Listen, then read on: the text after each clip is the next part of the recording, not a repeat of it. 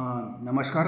ये आपने सुना होगा भक्तामर, जैन धर्म में भक्तामर स्तोत्र। तो भक्तामर स्तोत्र पढ़ने से फ़ायदा क्यों नहीं होता? बहुत से लोग कहते हैं कि जैन धर्म में जो एक भक्तामर स्तोत्र है जो आचार्य मानतुंग ने लिखा था, वो पढ़ने से फ़ायदा क्यों नहीं होता। तो सबसे पहली चीज़ तो ये कि जो भक्तामर स्तोत्र है वो संस्कृत में लिखा रहता है, और अगर हम लोग भक्तामर स्तोत्र को शुद्ध नहीं पढ़ेंगे तो फिर फ़ायदा नहीं होगा। तो भक्तामर स्तोत्र को एकदम शुद्ध पढ़ना चाहिए।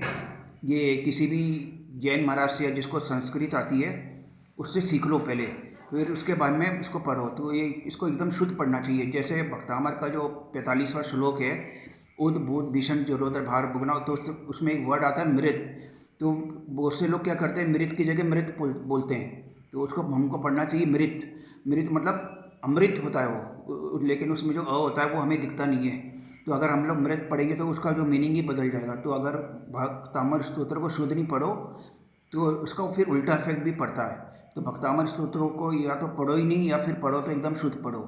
तो इसके बाद में फिर जो है, बहुत से लोग प्रश्न करते हैं कि भक्तामर स्तोत्र जो है हिंदी में क्यों नहीं पढ़ सकते। तो इसका सीधा सा जवाब ये है कि जो हमारे जो देवी देवता होते हैं वो संस्कृत की भाषा में खुश होते हैं। जैसे आपने देखा होगा, जो बंदूक की जो गोली रहती है उसको एक तो वैसे मारो और एक ट्रिगर में दबा के मारो, तो उसमें कितना फ़र्क है। तो ये हिसाब किताब मतलब देवी देवता के साथ है। देवी देवता जो है वो संस्कृत की भाषा समझते हैं और हिंदी की भाषा में प्रसन्न नहीं होते। धन्यवाद।